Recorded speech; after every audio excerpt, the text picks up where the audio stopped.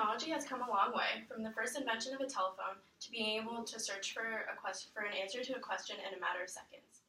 We have been so accustomed to getting a quick answer for everything that we don't really take the time to absorb the knowledge that we've been given. If you walk into high school, you will see the hallways crawling with hundreds of students constantly on their cell phones.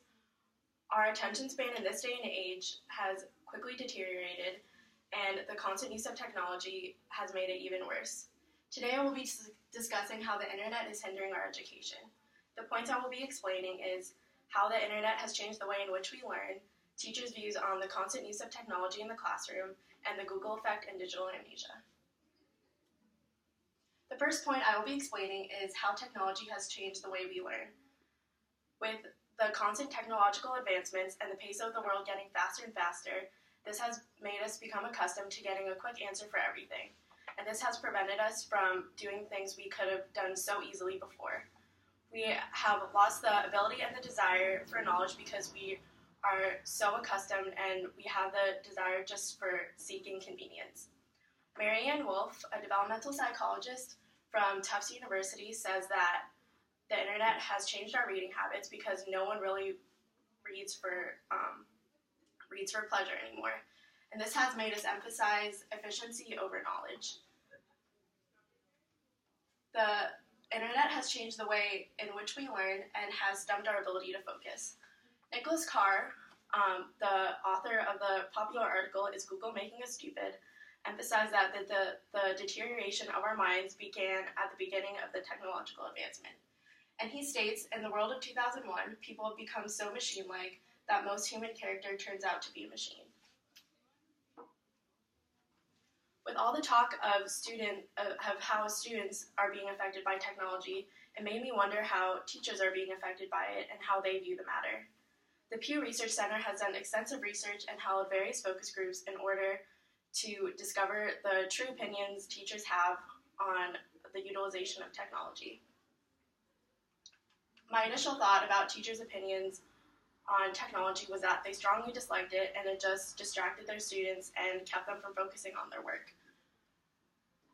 I thought that teachers would think that it just made their life a lot harder and that they would prefer them not to be used in the classroom. But to my surprise, 96% agree, including 52% who strongly agree, that digital technologies allow students to share their work with a wider and more varied audience. Obviously, there's a lot of benefits to using technology in the classroom, but there are also a lot of downfalls. With one of them being that it makes students a lot easier to cheat on tests and papers, so teachers are forced to spend a majority of classroom time focusing on copyright, plagiarism, and citation.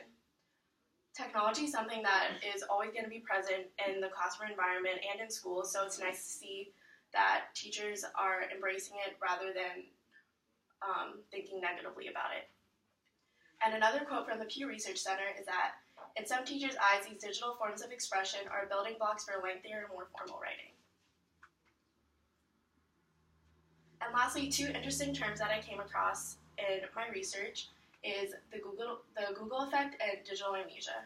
The Google effect is what the Kaspersky Lab describes as us having the comfort of knowing that the internet and Google has all the answers and that we can easily turn to either one of those things to get an answer for anything.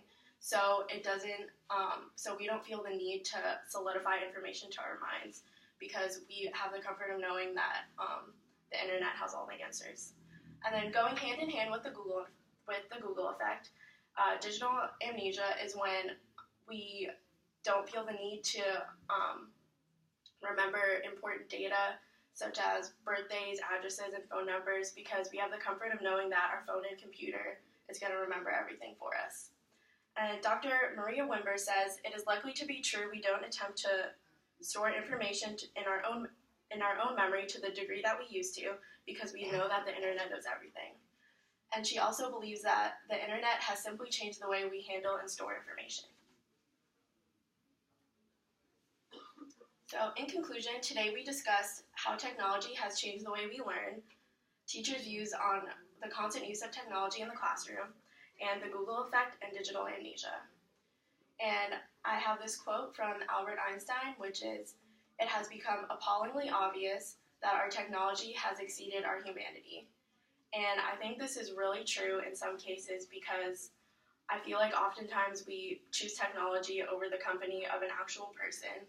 And technology is definitely a wonderful thing, and the progress that our world has made is impeccable, but it's sad to think that our minds might have suffered for it.